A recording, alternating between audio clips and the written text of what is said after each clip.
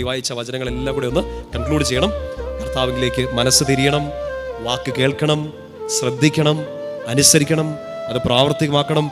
ബേസായിട്ട് നമ്മൾ പറഞ്ഞത് വിശ്വസിക്കണം. ഇപ്പോൾ ഒരു കാര്യം കൂടെ പറഞ്ഞത് അവസാനിപ്പിക്കുകയാണ്. നിന്റെ ദൈവമായ കർത്താവിനെ സ്നേഹിച്ച് ഇത്രയും കാര്യങ്ങൾ ചെയ്താൽ നമ്മൾ ആരായി മാറി? വിശുദ്ധരായിട്ട് മാറി. ഇത്രയും കാര്യങ്ങൾ ചെയ്താൽ നമുക്കൊരു വിശുദ്ധരായിട്ട് ജീവിക്കാൻ വേണ്ടി പറ്റും. അങ്ങനെ ഒരാൾക്ക് പാപത്തിലേക്ക് പോകാൻ പറ്റുമോ? അങ്ങനെ ഒരാൾക്ക് പാപത്തിലേക്ക് പോകാൻ പറ്റില്ല. അങ്ങനെ ഒരാൾക്ക് നിരാശയിലേക്ക് പോകാൻ പറ്റില്ല. അങ്ങനെ ഒരാൾക്ക് ആത്മഹത്യയെക്കുറിച്ച് ചിന്തിക്കാൻ പറ്റില്ല. അങ്ങനെ ഒരാൾക്ക് മടുത്തു എന്ന് പറയാൻ പറ്റില്ല. സ്നേഹം കുറയുമ്പോഴാണ് നമ്മൾ മടുക്കുക. സ്നേഹം കുറയുമ്പോൾ നമ്മൾ മടുക്കും. അതൊരു ദാമ്പത്യ ജീവിതമാവട്ടെ, നിങ്ങളുടെ ശുശ്രൂഷ ജീവിതമാവട്ടെ, നിങ്ങൾ ഏറ്റവും തീക്ഷ്ണതയോടെ ചെയ്തുകൊണ്ടിരുന്ന ഏതൊരു കാര്യമാവട്ടെ, സ്നേഹം കുറയുമ്പോൾ താല്പര്യം കുറയും.